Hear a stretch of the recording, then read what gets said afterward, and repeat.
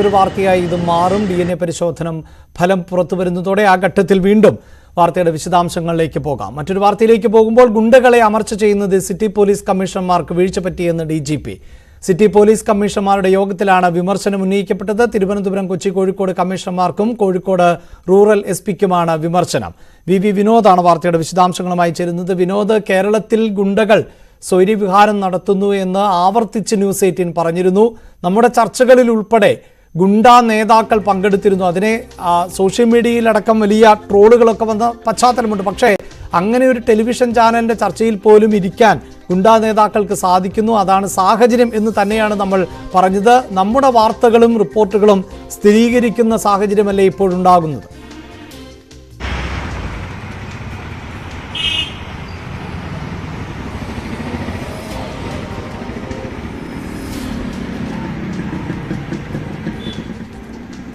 വിനോദ്, തുടർച്ചയായി നമ്മൾ വാർത്തകൾ നൽകിയിരുന്നു.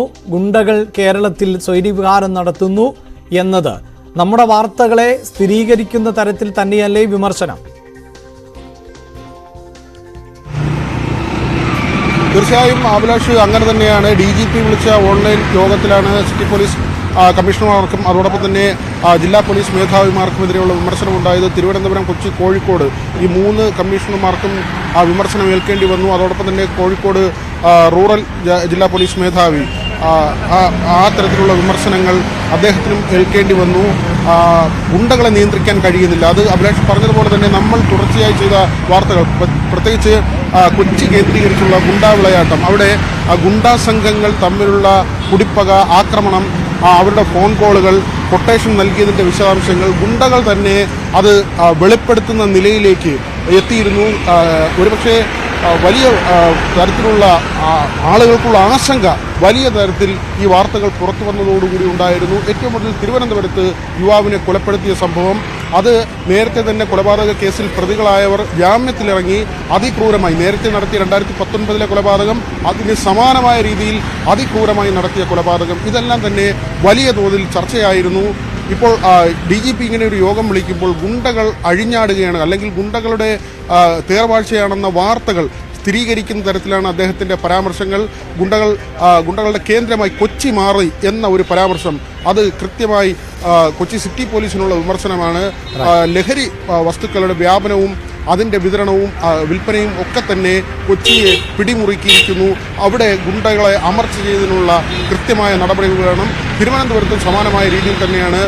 പ്രത്യേകിച്ച് ഈ മണ്ണ് മാഫിയയുമായി ബന്ധപ്പെട്ട കാര്യങ്ങൾ, അവിടെ വലിയ തോതിൽ അമർച്ച, ഗുണ്ടകളെ ഒതുക്കാനുള്ള നടപടികൾ അധികാരികൾ ബന്ധപ്പെട്ട ഉദ്യോഗസ്ഥർ സ്വീകരിക്കണം. ഈ തരത്തിലുള്ള നിർദ്ദേശം കോഴിക്കോട് മനസ്സിലാക്കുന്നത് ഇങ്ങനെയാണ്. സിറ്റി പോലീസ് കമ്മീഷണർ അവിടുത്തെ പ്രശ്നങ്ങളെക്കുറിച്ച് പറഞ്ഞപ്പോൾ കഴിഞ്ഞ ദിവസം ഈ വിരലിലെ ശസ്ത്രക്രിയ മാറി നാവിൽ ശസ്ത്രക്രിയ ചെയ്ത ഒരു സംഭവത്തെക്കുറിച്ചാണ് അദ്ദേഹം സൂചിപ്പിച്ചത്. അത് DGPയെ ചൊടിപ്പിച്ചു. അദ്ദേഹത്തിന് അങ്ങനെ ഒരു മറുപടി അദ്ദേഹത്തിന് നൽകിയത് DGPയെ വലിയ തോതിൽ ദേഷ്യം പിടിപ്പിച്ചു എന്ന് തന്നെയാണ് മനസ്സിലാക്കുന്നത്. ആ നിലയ്ക്ക് തന്നെയാണ് കോഴിക്കോട് റൂറലിലും ആ തരത്തിലുള്ള ഗുണ്ടകളെ അമർച്ച ചെയ്തതിലെ വീഴ്ച. ആലപ്പുഴ, മലപ്പുറം ജില്ലകളിൽ കാര്യമായി ഈ ഗുണ്ടകളെ അമർച്ച ചെയ്യുന്നതിൽ വിജയിച്ചു. അവിടെ പോലീസിന്റെ ശക്തമായ നടപടി ഉണ്ടായി എന്ന ഒരു വിലയിരുത്തൽ കൂടി ഉണ്ടായിട്ടുണ്ട്. ഈ യോഗത്തിൽ ചില ഉദ്യോഗസ്ഥർ അവരുടെ ക്യാമറ ഓഫ് ചെയ്ത് വെച്ചതും DGPയെ ചൊടിപ്പിച്ചു. അതിലും അദ്ദേഹം അവരെ സഹായിക്കുന്ന ഒരു നിലയുണ്ടായി. ഏതായിരുന്നാലും ഈ നിലയ്ക്കൊക്കെ ഗുണ്ടകളെ അമർച്ച ചെയ്യുന്നതിന് വേണ്ടി ഓപ്പറേഷൻ ആഗ് നമുക്കറിയാം. ഇടയ്ക്കിടയ്ക്ക് പോലീസ് ഓരോ പദ്ധതികൾ കൊണ്ടുവരാറുണ്ട്. അത് കുറച്ച് ദിവസമുണ്ടാകും, പിന്നീട് തണുത്ത് ആറും. ആ നിലയ്ക്ക് പോയ ഒരു പദ്ധതിയാണ് ഓപ്പറേഷൻ ആഗ്. അതിപ്പോൾ വീണ്ടും സജീവമാക്കിയിട്ടുണ്ട്. കഴിഞ്ഞ 3 ദിവസങ്ങളിലായി നിരവധി ഗുണ്ടകൾ പിടിയിലാകുന്ന സാഹചര്യമുണ്ട്. കാപ്പ ചുമത്തുന്ന നിലയിലേക്ക് കാര്യങ്ങൾ എത്തുന്നു. അവരെ റിമാൻഡ് ചെയ്യുന്നു, കരുതൽ തടങ്കലിലേക്ക് പോകുന്നു. ആ നിലയ്ക്ക് 2000-ലധികം ഗുണ്ടകൾ അവർക്ക് വേണ്ടിയുള്ള തിരച്ചിലാണ് നടത്തുന്നത്. ഓരോ ദിവസവും ശരാശരി ഒരു 300 പേർ എങ്കിലും പോലീസിന്റെ പിടിയിലാകുന്നുണ്ട്. ഇതിൽ അറസ്റ്റ് രേഖപ്പെടുത്തുന്നു, കാപ്പ നടപടികളുമായി മുന്നോട്ട് പോകുന്നു. സ്വൈര്യവിഹാരം നടത്തിക്കൊണ്ടിരിക്കുകയായിരുന്നു എന്നാണ് ന്യൂസ് 18 പറഞ്ഞു വെച്ചത്. VV വിനോദ് വാർത്തയുടെ വിശദാംശങ്ങൾ നൽകും.